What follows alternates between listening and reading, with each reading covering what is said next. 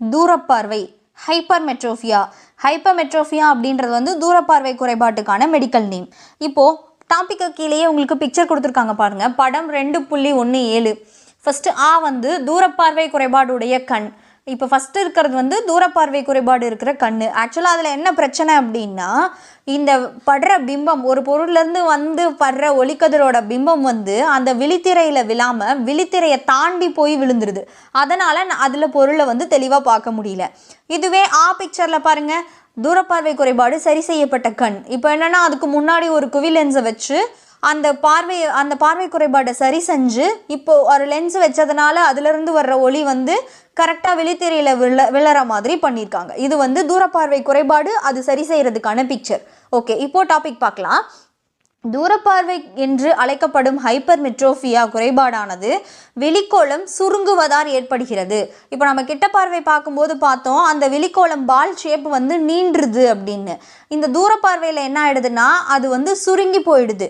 இப்போது மேலே உங்களுக்கு கிட்ட பார்வைக்கு கொடுத்துருக்கிற பிக்சரையும் தூரப்பார்வைக்கு கொடுத்துருக்க பிக்சரையும் நீங்கள் கம்பேர் பண்ணி பார்த்தீங்கன்னா, கிட்ட பார்வையோட பிக்சரில் வந்து அந்த பால் ஷேப்பு கொஞ்சம் நீட்டமான மாதிரி இருக்கும். தூரப்பார்வையில் கொஞ்சம் தட்டையான மாதிரி, கொஞ்சம் சுருங்கின மாதிரி இருக்கும்.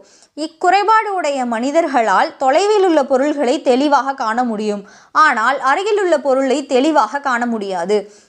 இப்போ தூரப்பார்வையோட பிரச்சனை என்னென்னா, தூரத்தில் இருக்கிற பொருளை அவங்களால தெளிவாக பார்க்க முடியும், ஆனால் பக்கத்தில் இருக்கிற பொருளை வந்து அந்த அளவுக்கு தெளிவாக பார்க்க முடியாது அப்படின்றது தான். விழி லென்ஸின் குவிய தொலைவு அதிகரிப்பதாலும் விழி லென்ஸுக்கும் விழித்திரைக்கும் இடைப்பட்ட தொலைவு குறைவதாலும் இக்குறைபாடு ஏற்படுகிறது. இக்குறைபாடு ஏற்படுறதுக்கான காரணம் என்னென்னா, லென்ஸோட குவிய தொலைவு வந்து அதிகரிக்கிறது. அதுவும் இல்லாமல் லென்ஸுக்கும் விழித்திரைக்கும் இடையில் இருக்கிற தொலைவும் வந்து குறைஞ்சு போகுது. ஏன்னா அது சுருங்கிடுறதுனால அந்த தொலைவு வந்து குறைஞ்சு போயிடுறதுனாலையும் இது ஏற்படுது. இதனால் அண்மை புள்ளியானது 25 சென்டிமீட்டர் என்ற தொலைவில் அமையாமல் சேய்மை புள்ளியை நோக்கி நகர்ந்து விடுகிறது. அதே மாதிரி இங்கே என்ன நடக்குதுன்னா, இப்போ அண்மை புள்ளிங்கிறது வந்து மினிமம் 25 சென்டிமீட்டர்னு நம்ம சொன்னோம். அது இந்த 25 சென்டிமீட்டரில் இல்லாமல் அந்த சேய்மை புள்ளி ஈரில்லா தொலைவு இருக்குது பார்த்தீங்களா, அந்த சேய்மை புள்ளியை நோக்கி நகர்ந்துருது. அதனால தான் வந்து தூரத்தில் இருக்கிறது தெரியுது, பக்கத்தில் இருக்கிறது தெரியாமல் போயிடுது. எனவே அருகில் உள்ள பொருள்களின் பிம்பங்கள் விழித்திரைக்கு அப்பால் உருவாக்கப்படுகின்றன. பின்புறம் இப்போ அந்த பிக்சரில் பார்த்த மாதிரி தான், இப்படி வந்து அதோட அண்மை புள்ளி வந்து நகர்ந்து போயிடுறதுனால பக்கத்தில் இருக்கிற பொருள்கள்லேருந்து வர்ற ஒளிக்கதிர்கள் பட்டு உருவாக்கப்படுற பிம்பம் வந்து விழித்திரையில் உருவாகாமல் விழித்திரைக்கு பின்னாடி போய் விழுந்துருது. அதனால தான் அந்த பொருளை பார்க்க முடியலை. தகுந்த குவிய தொலைவு கொண்ட குவி லென்ஸினை பயன்படுத்துவதன் மூலம் இக்குறைபாட்டை சரி செய்யலாம். தூரப்பார்வையை சரி பண்ணுறதுக்கு எந்த லென்ஸ் யூஸ் பண்ணணும்னா குவி லென்ஸு. இப்போ யாருக்கு எவ்வளோ குவிய தொலைவு இருக்கிற லென்ஸு வேணுன்றதை மெஷர் பண்ணி குவி லென்ஸை யூஸ் பண்ணுறது மூலமாக இந்த தூரப்பார்வை குறைபாட்டை வந்து நம்மளால் சரி செய்ய முடியும். பயன்படுத்தப்பட வேண்டிய குவி லென்ஸின் குவிய தொலைவை பின்வரும் முறையில் கண்டறியலாம். அதே மாதிரி தான், இப்போ எப்படி கிட்ட பார்வையில் வந்து அந்த லென்ஸு குளிலென்ஸு எதை யூஸ் பண்ணணும், குழி லென்ஸு அப்படின்னு சொல்லிட்டு ஃபைண்ட் அவுட் பண்ணுறதுக்கு ஃபார்முலா பார்த்தோம் இல்லையா, சேம் அதே மாதிரி தான் இங்கேயும் என்ன குவி லென்ஸு யூஸ் பண்ணணுன்றதை ஃபைண்ட் அவுட்டு எப்படி பண்ணுறது அப்படின்னு பார்க்கலாம். தூரப்பார்வை குறைபாடுடைய ஒரு மனிதரால் d என்ற தொலைவிற்கு அப்பால் உள்ள பொருள்களை மட்டுமே காண முடிகிறது என கொள்வோம். இப்போது எனக்கு வந்து தூரப்பார்வை குறைபாடு ஏற்பட்டுருச்சு, என்னால் d அப்படின்ற ஒரு டிஸ்டன்ஸுக்கு அப்புறம் தான் என்னால் பார்க்க முடியுது.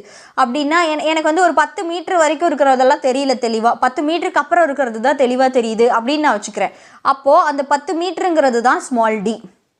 நெக்ஸ்ட்டு, அவர் dக்கு குறைவாக உள்ள D என்ற தொலைவில் அமைந்த பொருளையும் காண விரும்பினால் பயன்படுத்தப்பட வேண்டிய குவி லென்ஸின் குவிய தூரம்.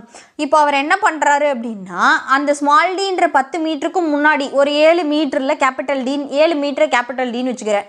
7 மீட்டரில் ஒரு பொருள் இருக்குது, எனக்கு அதை நான் தெளிவாக பார்க்கணும் அப்படின்னா அதுக்கு எந்த குவிய தொலைவு இருக்கிற லென்ஸை நான் யூஸ் பண்ணணும் அப்படின்றதுக்கு ஒரு சமன்பாடு இருக்குது. f d into D divided by d minus D. இப்போ இதில் dங்கிறது எனக்கு எவ்வளோ தூரத்துலேருந்து தெரிய ஆரம்பிக்குதோ அந்த தொலைவு, அந்த 10 மீட்டர். D அப்படின்றது அதுக்கு முன்னாடி நான் பார்க்க வேண்டிய தொலைவு, அது D. இது ரெண்டையும் இதில் சப்ஸ்டியூட் பண்ணி சிம்பிளிஃபை பண்ணும்போது எனக்கு ஒரு ஃபோக்கல் லென்த்து கிடைக்கும். அந்த ஃபோக்கல் லென்த் இருக்கிற ஒரு லென்ஸை நான் யூஸ் பண்ணுறது மூலமாக என்னால் இந்த தூரப்பார்வை குறைபாட்டை சரி செய்ய முடியும்.